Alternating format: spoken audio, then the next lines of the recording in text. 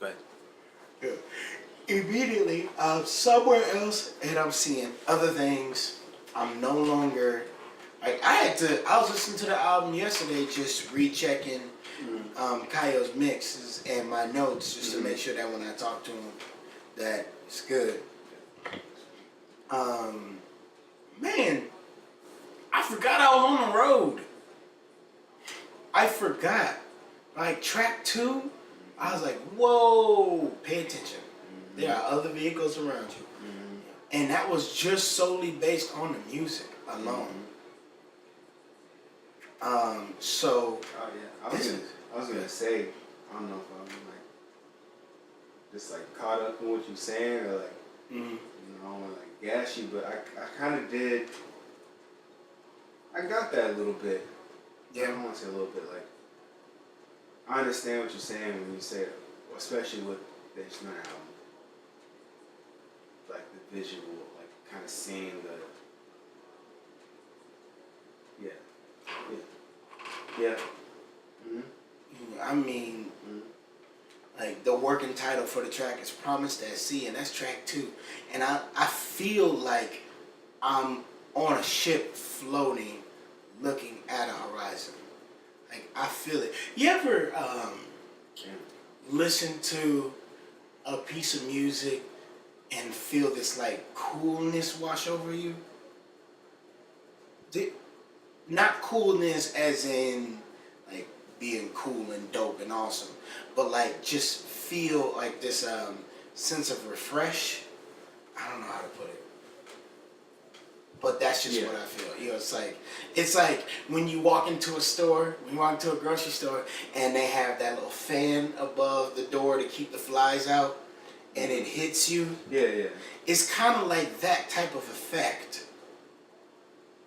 Immediately when I turn that song on, I mean, I hear and I feel adventure. And that was important because of the story. That was important for you to feel adventure. A lot I was reflecting and watching The Page Master. Because I was like, how do I... Yeah, perfect movie. I love that film. And I was like, how do I explain all that's going on without talking? How do I do that? And I was watching that film and listening to the music. Special mind. Go ahead. I just want to acknowledge that takes a very particular thought process. Go ahead. I was watching the film, and there were times, you know, when it's horror's moment in the film. You know, he's basically first after what's the name, goes into this world of imagination, this world of books and wonder. You know, when all all the water, shall we say, but it's just a whole bunch of paint, meets him in the center of the library, and he turns into this cartoon world, this animated world. You know, that's the first place that they go through is horror, right? And the music and the mood changes. If you closed your eyes, you could still know that they were in a place of horror and fear. You didn't even have to look at the screen. And then when it came to adventure, you didn't have to look at the screen. You just knew because of the atmosphere that they created through sound effects, and music. You knew, okay, we're on a new voyage, right? You know, we're at a new spot in this voyage. And the same thing with fantasy.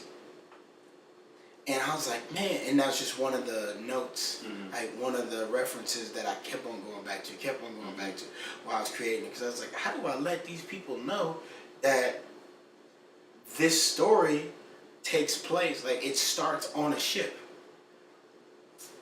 How do I create adventure sonically? And I think I did it. I'm pretty sure. So, sum it up.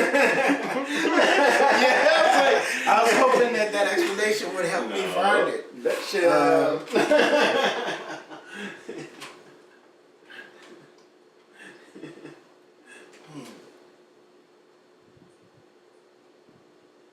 Imagery without words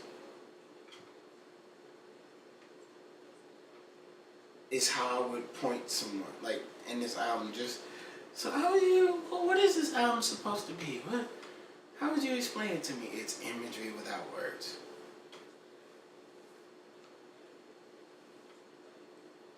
Literally without a word, without a letter,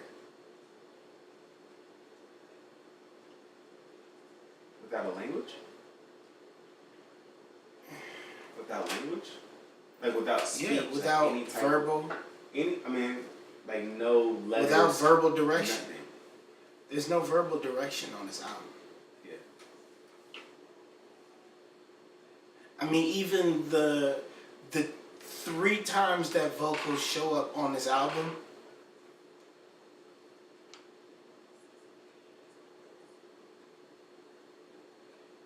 you could ignore them and still feel what I want you to feel. And if you didn't ignore them and if you allowed them, they wouldn't misdirect you.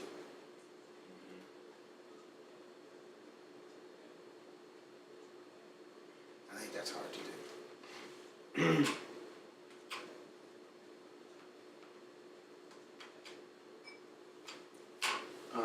Let's switch seats. You cool with that? Yeah, I was like, dang, I just got locked in.